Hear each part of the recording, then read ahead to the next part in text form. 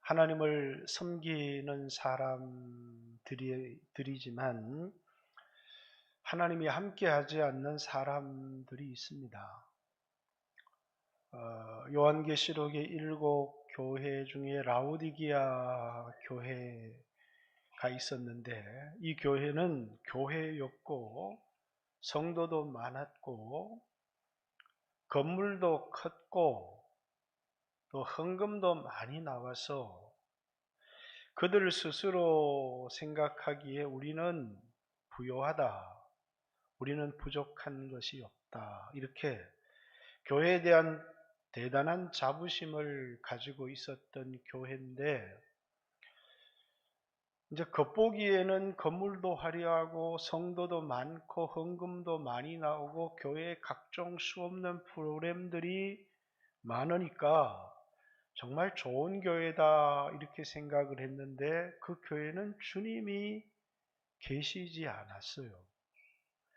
교회에 가장 중요한 건 두세 사람이 내 이름으로 모인 그곳에 나도 그들 중에 있느니라 해서 주님이 그 교회의 주인으로 계셔야 되는데 이 교회는 주님이 함께 하지 않는 교회였습니다. 그래서 이제 우리 찬송가 옛날 찬양 425장이죠. 어떤 찬송 그 작사가가 주 예수 대문 밖에 기다려 섰으나 단단히 잠가두니 못 들어오시네, 이런 찬양이 있잖아요. 그죠? 교회인데 그 교회에 주님의 자리가 없어요. 주님을 섬기지 않고 자기들끼리는 너무 풍성하고 사람도 많고 헌금도 많이 나오고 하는데 주님이 계시지 않는 교회. 그게 라오디게아 교회였습니다. 그래서 우리는 부요하다, 우리는 부족한 것이 없다 스스로 말하지만 주님은 그 교회를 향해서 내 가련한 것과 내 눈먼 것과 내 벌거벗은 것을 알지 못하느냐. 우리 눈에 보기에는 너무나 풍성하고 성도도 많았지만 실제로는 영적으로는 아주 피폐하고 주님도 그들과 함께하지 않은 주님이 떠나버린 교회였다는 겁니다. 이스라엘도 성전에서 하나님을 떠났는데 그 성전은 여전히 예루살렘에 화려하게 머물러 있어요. 우리에게 성전이 있는데 우리가 망할 수가 없다 이렇게 생각했지만 겉보기에 성전은 있었지만 그 성전에서 하나님 영광이 떠나버린 성전, 하나님의 임재가 사라져버린 교회. 이제 교회와 성전만 그런 게 아니라 이제 우리의 삶에도 얼마든지 그럴 수 있죠. 여러분들이 신앙생활 하지만 하나님이 함께 하지 않는 사람, 우리는 하나님이 나와 함께 하시는 줄 믿습니다. 그런데 하나님이 함께 하지 않는 사람이 믿는 사람인데, 믿지 않는 불신자가 아니라 믿는 사람인데 하나님이 떠나버린 사람이 얼마든지 있을 수 있다는 것입니다. 그래서 이제 라오디게아 교회에 내가 문 밖에 서서 두드리노니 누구든지 내 음성을 듣고 문을 열면 나는 그에게로 들어가 그와 더불어 먹고 그는 나와 더불어 먹으리라. 그래서 회개하고 열심을 내고 마음의 문을 열고 예수님을 다시 우리의 마음의 중심에 영접해라. 왜? 그 마음에 주님이 계시지 않기 때문에 그렇습니다. 오늘 우리가 중요하죠. 여러분에게 주님이 계십니까? 목사님, 저에게 돈이 있습니다. 돈이 있다는 건 실체가 있는 거죠. 근데 주님의 임재는 보이지를 않아요. 제가 주님이 계신 사람과 주님이 안 계신 사람을 이렇게 볼 수 있는 눈이 있다면 나갈 때 당신은 주님이 함께 계십니다 이렇게 하고 당신은 회개해야 되겠습니다 이렇게 얘기를 하는데 제 눈에도 그건 보이지를 않아요. 아마 우리 가운데도 주님의 임재를 잃어버린 사람들이 왜? 주님이 떠났다는 것을 알아차리지 못하는 사람들이 있다는 거예요. 누가 그랬어요? 오늘 본문에 나오는 삼손이 그러했습니다. 20절을 드릴라가 이르되 삼손이여 블레셋 사람이 당신에게 들이닥쳤느니라 하니 삼손이 잠을 깨며 이르기를 내가 전과 같이 나가서 몸을 떨치리라 하였으나 여호와께서 이미 자기를 떠나신 줄을 깨닫지 못하였더라. 지금 은행 잔고가 얼마 있는지는 잘 알아요. 눈에 보이는 유물에 관해서 있고 없음에 대하여 돈이 없는데 어떡하지? 건강이 부족해 어떡하나? 이런 건 너무나 잘 아는데 눈에 보이지 않는 하나님이 계신지 계시지 않는지, 삼손에게 제일 중요한 건 눈에 보이는 어떤 것이 아니라 하나님이 그와 함께 계셨어야 되는데, 근데 하나님이 떠나버린 삼손은 아무것도 아니다는 거예요. 삼손이 머리털이 밀렸기 때문에 힘이 없어졌다. 머리털은 상징일 뿐이죠. 중요한 건 하나님이 떠나버린 삼손은 아무것도 아니더라는 겁니다. 하나님의 은혜가 떠나버리고 하나님이 떠나버리면 우리는 아무것도 아닌데, 근데 나한테 돈이 있잖아. 근데 그 돈 때문에 하나님이 떠난 줄을 알지를 못하는 겁니다. 왜? 지금 이제 돈을 붙들고 있느라고 하나님이 떠났는지 하나님이 떠나지 않았는지조차 관심이 없는. 여러분은 여러분에게 하나님이 함께 하십니까? 아멘 소리가 너무 없네. 하나님이 여러분과 함께 하십니까? 네. 그런데 자신이 없는 목소리예요. 하나님이 여러분과 함께 하신다는 걸 어떻게 알아요? 어떻게 증명할 수 있어요? 어떤 사람은 아마 성령이 오시면 우리와 세상 끝날까지 함께 하신다고 했기 때문에 하나님 날 떠나지 않습니다. 이렇게 주장하는, 이제 그거 믿고 있다가 쫄딱 망하는 사람들 굉장히 많아요. 하나님 우리와 함께 하시죠. 그렇지만 하나님이 임재를 거두어 버린 사람들이 있습니다. 구약에 성령님이 오셨다 가셨다 이럴 때는 모르지만 신약에는 그렇지 않습니다. 이렇게 주장하는 사람이 있지만 보세요. 신약교회 라오디게아 교회도 하나님이 임재를 거두어 버렸어요.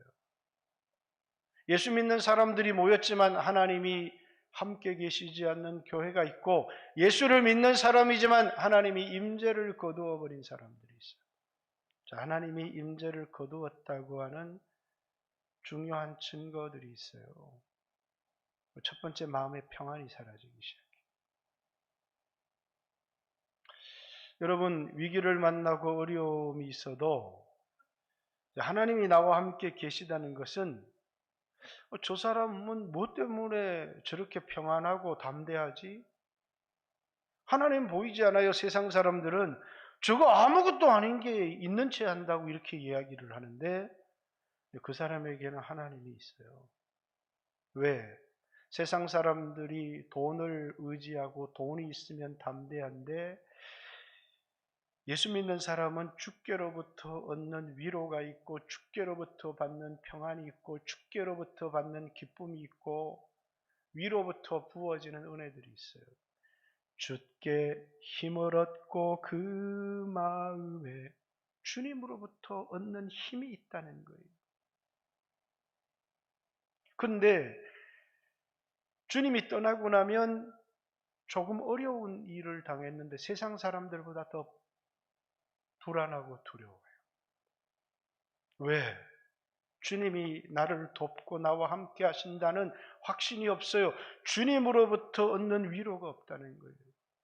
그래서 성령이 우리 가운데 부어지면 주님이 평안을 주신다는 거예요. 그가 오시면 평안을 주시는데 세상이 줄 수 없는 평안을 우리에게 주신다는 그 평안은 하나님이 나와 함께 하신다는 굉장히 중요한 증거입니다. 기쁨이 있어요. 구원의 기쁨이 있어요. 그리고 용서의 능력도 있어요. 다른 사람을, 특별히 나에게 상처를 주고 아픔을 준 사람을 넉넉하게 용서할 수 있는 마음도, 왜? 내 안에 계신 성령님께서 내 마음 가운데서 뭐라고요? 끊임없이 은혜를 부어주시기 때문에 그걸 용서를 흘려보낼 수 있는 능력이 우리 안에 있어요. 근데 주님이 떠나고 나면 마음이 삭막하고 거칠어져요. 왜? 주님이 계신 곳 성전은 우리 마음이기 때문에 그래요. 주님이 오시면 우리 마음이 변화를 받지만 주님이 떠나면 우리 마음이 삭막해지기 시작해요. 삼손이요, 오늘 본문의 그 앞본문이죠. 16절, 날마다 그 말로 그를 재촉하여 졸음에 삼손이 마음이 번뇌하여 죽을 지경이다. 삼손은 이 드릴라 때문에, 이 드릴라는 삼손을 사랑하지 않아요. 이용하는 거죠. 이 여자가 사랑하는 건 돈입니다. 그런데 날마다 삼손을 사랑한다고 하고 당신의 사랑은 가짜라고 얘기를 합니다. 당신이 나를 사랑하면 진심을 털어놓아야지 하면서 끊임없이 삼손이 이것 때문에 마음이 번뇌해서 죽을 지경이다 이렇게 얘기를 해요. 자, 이건 똑같은 본문이 이 입다와 삼손의 서론인 10장 16절에 나와 있어요. 하나님께서 그 백성을 인하여 마음에 근심하니라 이렇게. 하나님 원어에는 똑같은 본문으로 되어 있는데, 그런데 하나님에게서는 그냥 그 백성 때문에 마음에 근심하니라 이렇게 되어 있는데, 삼손에게는 뭐라고요? 드릴라 때문에. 왜? 삼손이 이스라엘 백성 때문에 그 백성을 블레셋에서 구원하기 위한 사명을 가지고 온 그 사람이 교회를 인하여 근심하고 걱정하는 것은 하나님이 그와 함께 계시다고 하는 중요한 증거예요. 교회를 위해서 기도하고 교회를 생각하고. 그런데 삼손의 마음에는 교회가 없어요. 삼손의 마음에는 드릴라밖에 없어요. 그러니까 이 마음에 하나님이 계신, 그는 사명도 잃어버렸고 그 마음속에 하나님도 잃어버렸어요. 그러니까 마음의 번뇌가 시작되는 겁니다. 여러분 마음속에 평안을 잃어버리고, 여러분 마음속에 어느 순간 기쁨이 잃어버리고 마음이 두려워지고, 그래서 여러분 그때는 빨리 주님과의 관계를 돌아보아야 돼요. 목사님, 저를 위해 기도해 주십시오. 저는 그렇게 말하고 싶어요. 본인이 기도하시지 왜 저보고 기도해 달라고 그러세요? 아니, 목사님 기도가 능력이 있잖아요. 하나님과의 관계에 자신이 없으시죠? 그렇다고 저보고 이제 기도해 달라는 부탁을 하지 말라는 얘기가 아니에요. 제가 던져보고 싶은 질문이에요. 자매님, 형제님, 하나님과의 관계에 자신이 없으시죠? 왜? 내 기도를 듣는다는 자신이 없어요. 두려운 겁니다. 그러니까 누구를 의지하고 싶어요? 목사님 기도를 의지하고 싶어요. 자, 목회자가 축복하며 기도하는 일은 나쁜 일이 아닙니다. 좋은 거지만 그 문제가 자신이 없기 때문에 기도는 하고 있어요. 그런데 자신이 없어요. 회개하고 다시 주님께로 돌아가야 되는데 마음이 변하지 않는 거예요. 자, 여러분이 회개할 때 마음이 변했어요. 마음이 변하는 회개에는 평안이 있어요. 잘 들어야 됩니다. 입술의 회개가 중요한 게 아니에요.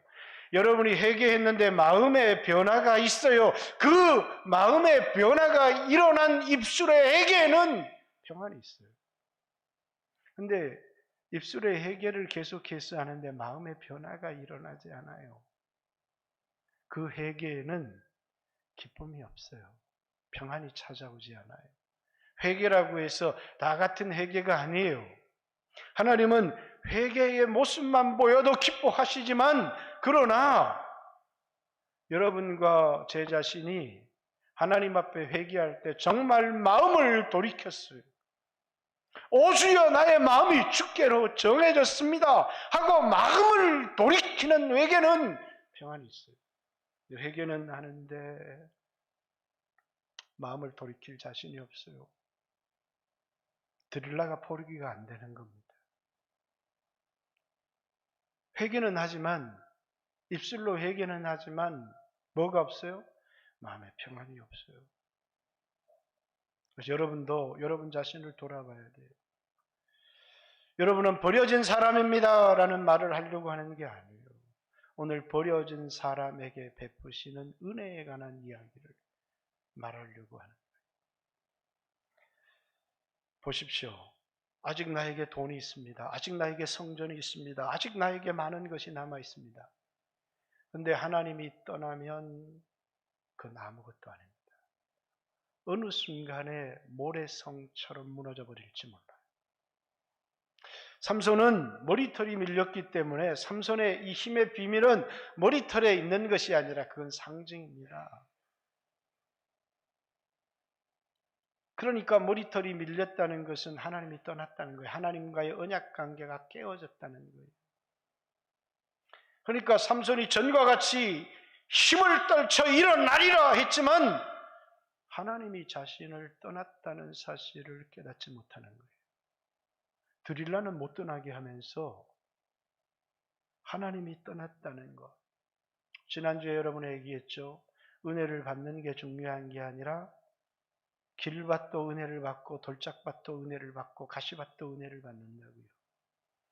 은혜를 소중히 여기는 사람이 승리하는 사람이라. 하나님을 모셔드린 것이 중요한 게 아니라 그 하나님을 내가 얼마나 소중히 여기느냐가 중요하다는 그 말이에요. 하나님을 떠났는데도 삼손이 알아차리지를 못해요. 영적인 무지 가운데 빠졌다는 겁니다. 그리고 하나님이 떠나버렸다는 사실을 언제서야 알게 되느냐? 전과 같이 힘을 떨쳐 일어서리라 하는데 더 이상 그가 힘을 사용할 수 없는 겁니다. 평범한 사람처럼. 그가 왜 하나님을 소홀히 여겼을까요? 삼손의 인생 자체가 신화입니다. 신화. 그죠? 사자를 맨손으로 염소 찢어버리듯이 찢어버리는. 그건 그럴 수 있지. 힘이 좀 세면. 당나귀 턱뼈 들고 1000명을 쳐 죽이는데, 그것도 그럴 수 있다고 쳐. 그런데 큰 사람들이, 수없는 사람들이 드나는 그 성문을 통째로 뜯어서, 성문과 성문 틀과 빗장까지 뜯어서 그걸 수십 킬로 되는 산꼭대기에 올려놓는 사람은 사람입니까? 이건 사람이 아니에요. 그걸 블레셋 사람들이 딱 보는 순간에 뭐라고요? 수없는 군사들을 들어서 삼손을 포위해야 되겠다. 그러면서 군사들을 동원해서 성을 다 포위했던 사람들이 작전을 바꾸는 거죠. 삼손은 인간이 아니야. 좀 완전 신이지. 저건 신합니다. 어떤 무기로도 어떤 군사력으로도 삼손을 잡을 수는 없어. 그래서 미인계를 쓰기 시작한 거예요. 그죠? 삼손에게 뭐가 있었어요? 신화가 있었어요. 신화. 여러분, 우리 인생을 살아가다가도 막 신화 같은 인생을 살아가는 사람들이 있어요. 한강의 기적을 이루고 교회도 엄청난 부흥을 이룬 사람들. 이제 다 늙어서 하나님의 영광이 떠나고 그 사람을 이렇게 들여다보세요. 이 사람 뭐지? 아무것도 아니에요. 아주 약하고 초라한 늙은이로 돌아가 있죠. 왜 그럴까요? 하나님이 더 이상 다 쓰셨고 그 자체가 귀했지만 하나님이 떠난 인생은 아무것도 아니에요. 그런데 삼손은 뭘 의지했어요? 자기에게 있는 힘. 자기에게 있는 그 힘 때문에, 자기에게 있는 그 돈 때문에, 자기가 가진 지식 때문에, 자기가 가진 수없는 인간관계 때문에 하나님을 소홀히 여긴 거예요. 하나님을 떠나도 여전히 힘이 있을 거라고. 그 힘은 하나님이 빌려준 거예요. 어떤 목사님들은, 아주 유명한 목사님들은 능력이 내 손에 있는 것처럼 얘기를 해요. 내가 안수하면 병이 낫지. 능력이 자기 손에 있는 게 아니잖아요. 능력은 하나님의 것인데 빌려서 쓰는 거예요. 그래서 내가 라고 말하면 안 돼요. 하나님이 원하시면 고쳐주실 겁니다. 그리고 하나님이 은혜를 베풀어 주시도록, 그가 하나님을 높이도록, 하나님을 경외하도록 해야 되는데, 내가 손을 얹으면 낫습니다. 그 순간 그는 마치 능력이 자기 것인 것처럼 그 능력 때문에 교만해질 수 있죠.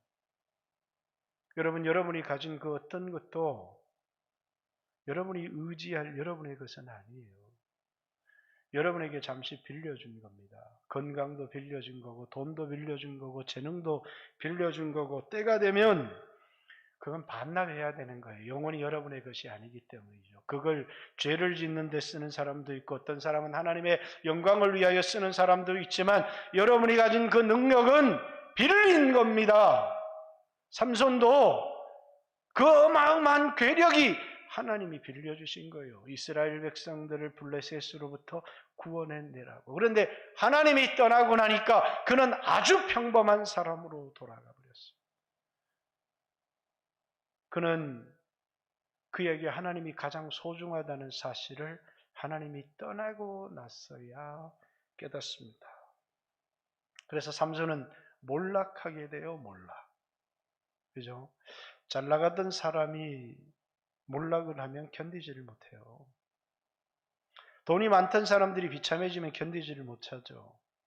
세상에서 인정을 받던 사람이 아주 비참하게 사람들로부터 멸시와 천대를 받을 때는 정말 견디기가 어려워요. 전부터 그렇게 살던 사람은 원래부터 나는 그랬어 해서 그것이 큰 문제가 되지 않아요. 건강하게 살던 사람이 장애를 얻게 되면 그 장애를 견디기가 너무너무 어려운 거예요. 태어날 때부터 장애를 가진 사람과는 그 느끼는 것이 전혀 다른 거예요.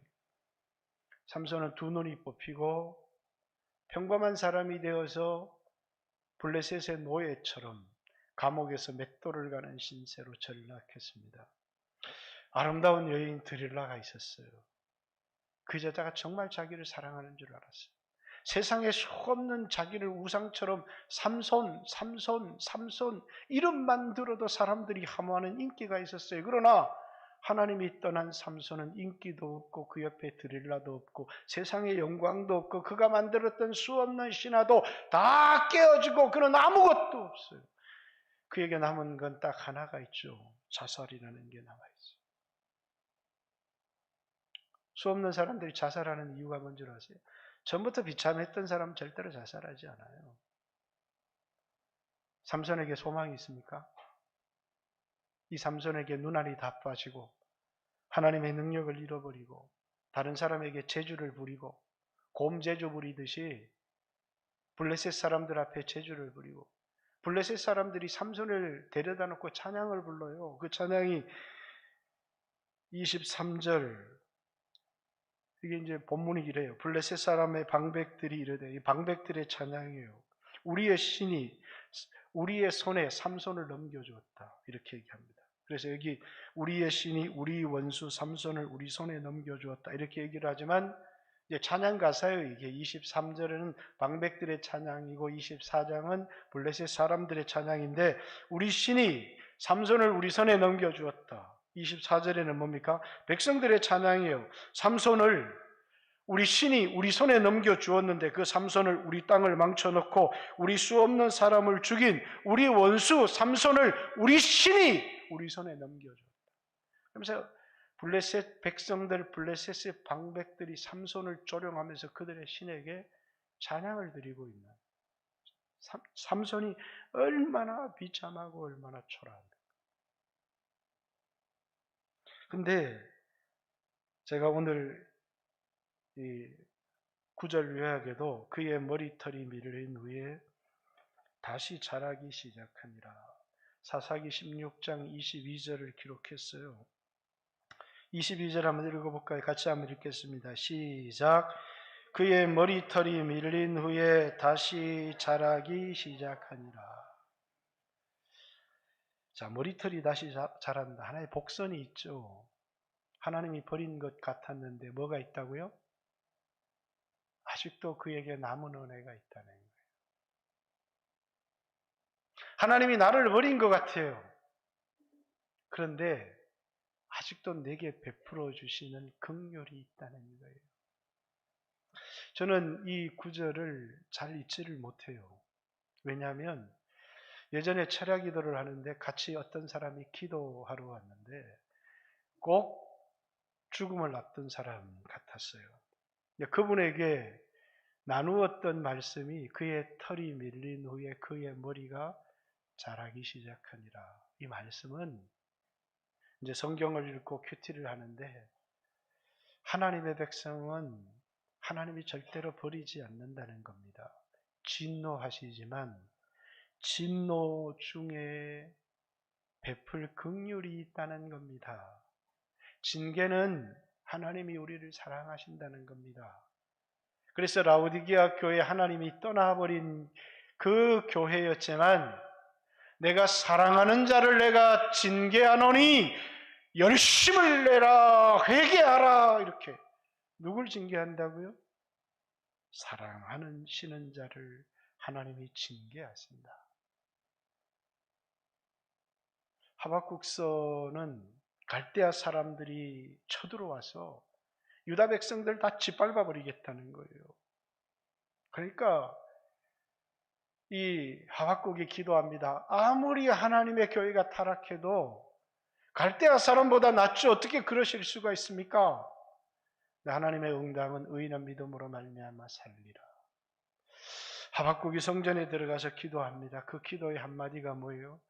하나님 우리를 향하여 진노하시지만 진노 중에라도 긍휼을 잊어버리지 마십시오. 진노 중에 우리에게 베풀 긍휼을 잊어버리지 말아주세요. 하나님은 우리의 아버지가 아니십니까? 그리고 수년 내에 우리를 부은케 하옵소서. 하박국의 기도죠. 여러분, 하나님의 백성은 아무리 무너져도 하나님이 아무리 징계를 하셔도 그 징계 속에 뭐예요? 하나님의 아픔이 있고 하나님의 눈물이 있어요. 그래서 하나님은 뭐 한 겁니까? 그 고통받는 이스라엘 백성들을 보고 죽기까지 근심하신 거예요.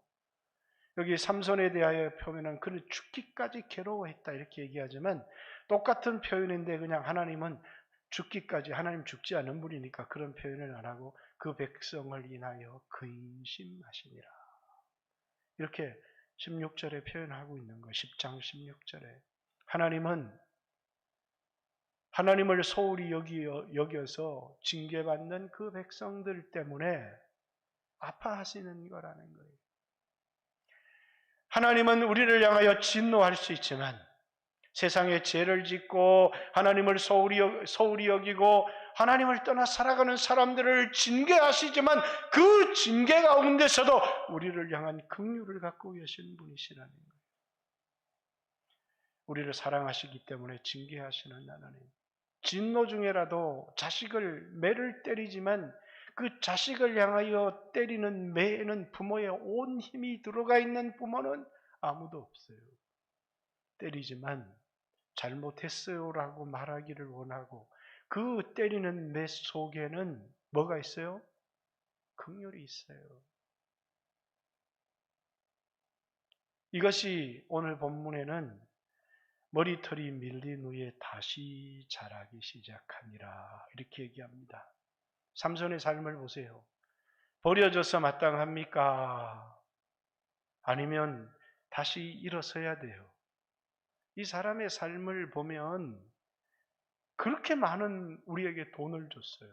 그렇게 많은 능력을 줬어요. 그렇게 많은 기회를 줬어요. 그렇게 많은 좋은 것들을 하나님이 주셨는데 그거 가지고 뭐합니까? 자기 쾌락을 위해서 마음껏 살아가기 시작해요. 하나님이 보실 때, 다른 사람들이 볼 때 죽어마땅한 사람이에요. 그런데 뭐라고요? 하나님은 그 진노 가운데서도 긍휼을 갖고 있었다는 거예요. 삼손을 징계하신 겁니다. 버린 것이 아니라. 하나님 나를 버리지 않습니다. 세상 사람들을 버려서 영원한 지옥불에 던져도 하나님은 여러분과 저를 징계하셔도 영원히 버리지 않습니다. 우리를 징계하셔도 우리를 향해서 아파하시는 하나님입니다. 그것이 하나님의 백성의 소망입니다.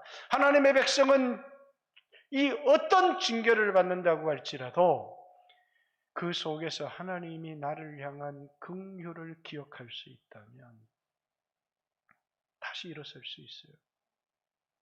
그 긍휼을 의지해서 우리가 뭘 할 수 있어요? 기도할 수 있기 때문이에요. 내가 기도하면 뭐래? 하나님이 듣지 않는데, 하나님이 내 기도를 듣지 않을 거야. 내가 한 모습을 어느 순간 돌아보니까 누구라도 기도 응답을 받을 수 없는 그런 짓들만 해온 겁니다. 삼손에게 얼마나 수없는 기회들이 있었을까요? 성경에 다 표현하지 않았지만 수없는 마음의 갈등들이 있었을 거예요. 그러나 그는 그것을 넘어서고 주님께 돌아오지를 못했습니다. 육신의 쾌락에 사로잡혀서 삼손을 우리 이름으로는 작은 태양입니다. 작은 태양. 빛이죠. 그 시대의 빛이었다는 겁니다. 드릴라, 오늘 우리 이름으로 밤의 여인이라는 뜻입니다. 태양이 어둠에 묶여버렸어요. 이스라엘 백성을 구원하라고 보낸 구원자가 세상 어둠에, 세상을 사랑해서 세상의 어둠에 묻혀버린 것입니다. 그 강한 삼손의 손이 작은 어린아이의 손에 붙들려서 이렇게, 근데 원어에는 어린아이의 손이 삼손을 이끌었다는 게 아니라 어린아이의 손이 삼손을 사로잡았다 이렇게 돼 있어요. 삼손이 뭡니까? 작은 어린아이의 손에 붙들릴 만큼 하나님의 손에 붙들려야 될 이 삼손이 밤에 여인의 손에 묶여서 꼼짝을 못하는 사람이 된 겁니다. 사자를 이 염소새끼 찢듯이 찢어버리던 삼손이 작은 어린아이의 손에 사로잡혀서 이끌리는 신세가 된 겁니다. 하나님을 떠나고 나니까 이렇게 삼손은 비참해졌어요. 그런데 삼손의 머리털이 다시 자라기 시작했어요. 감옥에서 어떤 일이 일어났는지 모르지만 삼손은 자기를 배신한 드릴라에 대한 분노도 있었을 것이고, 하지만 최종적으로 자기가 하나님을 버렸다는 사실을 깨달았을 겁니다. 그리고 뭡니까? 부르짖기 시작합니다. 자, 오늘 이 유다 민족에게 가장 중요한 것, 사사기서에 모든 고난을 받을 때 부르짖음이 있어요. 부르짖으니까 하나님께서 사사를 보내어서 메소포타미아 구산 리사다임의 손에서 이스라엘 백성을 건져내시니라. 이렇게 그들이 건짐을 받는 그 가장 중요한 계기가 뭐냐면 부르짖음이에요. 이스라엘 백성이 아무리 어렵고 아무리 나락에 떨어지고 아무리 절망적인 상황 가운데 있다고 할지라도 뭡니까? 우리에게 부르짖음이 살아있으면 회복의 가능성이 있어요. 하나님의 백성에게 가장 중요한 건 뭐라고요? 부르짖음이에요. 하나님이 회개하고 부르짖고 돌아오든지 이 절대절명의 위기 속에서 삼손은 여기 수없이 기도해야 되는데 이스라엘 백성들도 그 어려움을 당하며 하나님 앞에 한마디도 기도했다는 얘기가 없어요. 근데 이 사사기서 13장부터 사사기서 16장까지 두 번의 기도가 나와요. 삼손이 어떨 때요? 당나귀 탁 펴들고 1,000명 쳐 죽이고 나니까 기력이 소진했어요. 블레셋 사람 손에 꼼짝없이 잡혀서 죽게 됐어요. 왜냐하면 하나님이 우리에게 성령을 주셔도 그 성령은 무한대로 공급하시는 게 아니기 때문이에요. 삼손이 부르짖습니다. 그랬더니 하나님이 우묵한 곳을 터치하셔서 그곳에 샘이 터지게 하셨어요. 그래서 삼손이 기력을 회복했다 이렇게 얘기를 합니다. 그렇듯이 다시 한번 삼손은 이 감옥에서 맷돌질을 하면서 하나님께 기도하기 시작했고 마지막 조롱과 비웃음, 재주를 피우는 이 자리에서 하나님 앞에 부르짖기 시작합니다. 나에게 다시 한번 기회를 주십시오. 다시 한번 나에게 은혜를 베풀어 주십시오. 사랑하는 성도 여러분, 하나님 여러분을 포기하지 않았습니다. 오늘 우리 가운데 부요한 사람들이 있습니다. 그 부요함, 그 신화, 성공한 사람들이 있습니다. 그 성공, 가지고 있는 건강을 자신하는 사람들이 있습니다. 그 건강, 그것 때문에 하나님께 부르짖음을 잊어버린 사람들이 있어요. 그걸 의지해서 하나님의 소중함을 알지 못하고 눈에 보이는 것만 붙들었지 눈에 보이지 않는 것의 소중함. 우리가 눈에 보이는 것이 단 것 같아요. 그러나 눈에 보이는 것은 눈에 보이지 않는 하나님이 주시는 겁니다. 하나님이 천지를 창조하셨어요. 눈에 보이지 않는 것과 눈에 보이는 것을 창조했습니다. 눈에 보이는 것이 어떻게 결정이 되어지느냐? 눈에 보이지 않는 영적인 전쟁. 우리의 씨름은 혈과 육, 눈에 보이는 사람과의 전쟁이 아니라 눈에 보이지 않는 하늘에 있는 악의 영들과의 전쟁이다. 눈에 보이지 않는 영적인 전쟁에서 이기면 현장에서 우리 삶에 승리하게 되어 있는 겁니다. 예배를 통해서 하나님과의 관계를 회복하고 보이지 않는 하나님으로부터 은혜를 받기 시작하면 우리 삶의 현장이 바뀌기 시작하는 거예요. 그런데 눈에 보이지 않는 것을 소홀히 여기기 시작했어요. 예배를 소홀히 여기기 시작했고 기도를 소홀히 여기기 시작했고 보이지 않는 영적인 전쟁을 게임 정도로 생각한 겁니다. 스타크래프트 게임 정도로 생각하고 게임하다가 졌다고 해서 낭망하는 사람 아무도 없잖아요. 내 삶에 아무런 영향이 없다고 생각해요. 기도의 능력을 부정해버렸어요. 내 삶이 무너지기 시작하는 거예요. 오늘 눈에 보이는 세상보다 더 중요한 게 눈에 보이지 않는 영적인 싸움이 그리스도인들에겐 더 중요하다는 거예요. 하나님이 떠난 삼손은 아무것도 아니에요. 하나님을 잃어버린 여러분과 제가 가지고 있는 라오디게아 교회가 가지고 있었던 우리는 부요하다, 우리는 부족한 것이 없다. 그건 아무것도 아니라는 것입니다. 무너진다는 거예요. 하나님의 임재, 하나님의 영광이 떠나버린 이스라엘의 성전은 얼마 가지 않아서 무너졌어요. 왜? 그건 아무것도 아니기 때문에. 눈에 보이는 성전은 하나님의 임재의 상징일 뿐이지 하나님이 떠난 성전은 아무런 의미가 없어요. 교회는 하나님을 소중히 여기는 것입니다. 하나님의 성령이 떠난 교회는 아무런 의미가 없어요. 한 사람 떠날까 봐 벌벌벌벌 떨지만 하나님이 떠날까 봐 전혀 떨지 않는 교회. 사람을 소중히 여기면서 하나님을 소중히 여기지 않는 교회. 하나님은 얼마든지 임재를 거둘 수 있습니다. 경건, 경외라는 것은 하나님을 두려워한다는 것이고 하나님을 소중히 여긴다는 것이죠. 사랑하는 성도 여러분, 오늘 여러분의 마음속에 그런 경외가 있습니까? 또 하나님이 여러분에게 주시는 은혜가 있습니까? 은혜는 보이지 않아요. 그러나 그 은혜는 느껴질 수 있습니다. 여러분 사랑이 보이나요? 그러나 사랑을 받는 사람은 건강하게 자라요. 미움이 보이나요? 미움을 받는 사람은 그 마음이 완악해지고 결코 건강하게 자랄 수 없어요. 하나님과 우리의 관계도 마찬가지예요. 하나님으로부터 끊임없이 은혜를 공급받는 사람은 형통하게 돼 있어요. 그 은혜를 공급받기 위해서 하나님을 소중히 여기고 받은 은혜를 소중히 간직하는 사람은 승리할 수 있어요. 그러나 어떤 사람은 하나님이 주시는 것을 쉽고 가볍게 생각해요. 그러다 어느 순간 하나님이 떠나버리세요. 난 너에게 아무런 의미가 없구나.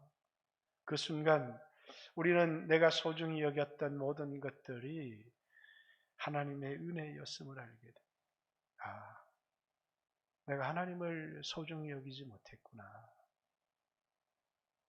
그리고 그런 결과가 우리에게 왔다고 할지라도 우리는 하나님을 버렸어도 하나님 우리를 버리지 않았습니다.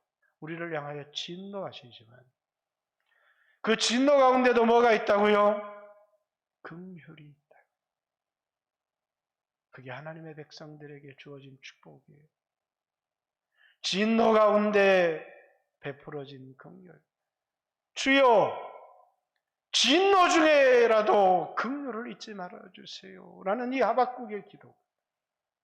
하나님이 라오디게아 교회를 향해서 내가 사랑하는 자를 징계하노니 열심을 내라, 회개하라. 오늘 여러분과 저를 향해서 하시는 말씀이 되었으면 좋겠습니다. 삼손은 부르짖습니다. 하나님이 다시 삼손에게 기회를 주셔요. 물론 죽음을 통한 승리였지만 이 자리까지 안 왔으면 좋을 뻔했지만 오늘 여러분의 인생이 무너지고 마치 아무런 소망이 없는 것처럼 느껴지는 사람이 아이고 기도한들 뭐 내 이런 인생에 소망이 생길까를 생각하지 마십시오. 기도하는 자에게 준비해 놓으신 하나님의 놀라운 기적의 역사가 아직 우리에게 남아있다는 사실을 잊지 마십시오. 그래서 여러분 부르짖으십시오. 하나님 앞에 부르짖을 때 하나님은 다시 우리에게 힘이 되어지시고 우리를 향한 놀라운 일들을 행하게 될 것입니다. 그래서 오늘 그냥 아무 말도 아닌 것 같아요. 그의 머리털이 밀린 후에 다시 자라기 시작하니라. 머리털이 밀렸다. 수치를 상징해요. 우리 그리스도인들이 이 땅을 살아가면서 수없이 수치당하고 좌절당하고 또 절망하고 낙심할 수 있지만 그 속에서 우리를 향한 하나님의 은혜, 우리를 향한 하나님의 긍휼은 계속되고 있다는 사실이에요. 단지 우리가 부르짖고 돌아오기를 원하고 계세요. 오늘 여러분과 제가 부르짖기만 하면 세상 사람들은 이런 것이 오면 다시 회복할 수 없지만 우리에게 있는 하나님의 긍휼이 부르짖기만 하면 하나님의 백성들은 다시 일어날 수 있고 교회는 다시 부흥할 수 있다는 사실을 기억했으면 좋겠습니다. 사랑하는 성도 여러분, 이번 한 주간 여러분의 삶이 무겁고 여러분을 짓누르고 여러분에게 절망과 좌절을 가지고 온다고 할지라도 여러분을 향한 하나님의 긍휼을 잊지 마십시오. 그리고 부르짖기를 바랍니다. 그 부르짖음이 여러분을 다시 회복시키시고 놀라운 축복의 사람으로 만들어줄 것을 믿습니다. 같이 한번 주여 하신 후에 하나님 앞에 기도했으면 좋겠습니다. 오늘 삼손처럼 세상 사랑을 끊을 수 없는 사람, 삼손처럼 정욕의 종이 된 사람, 삼손처럼 돈의 노예가 되어진 사람, 오늘 그렇다면 우리는 머리털이 밀리기 전에 주여 돌이키기를 원합니다. 하나님을 잃어버리지 않기를 원합니다. 하나님과 세상을 함께 가질 수 없기 때문에 주님, 저는 세상을 하나님 앞에 포기하고 내려놓습니다. 삼손과 같은 일을 당하지 않기를 우리는 기도했으면 좋겠습니다. 우리 영광교회 어떤 성도도 삼손과 같은 일을 당하지 않게 해주십시오. 그러나 오늘 삼손과 같은 일을 당한 성도도 있을 수 있습니다. 그 성도에게도 진노 중에 있는 긍휼을 말하고 싶습니다. 나에게 여전히 남아있는 그 긍휼을 붙들고 하나님께 부르짖기를 원합니다. 같이 한번 주여 하신 후에 하나님 앞에 기도드리겠습니다. 기도드리겠습니다. 주여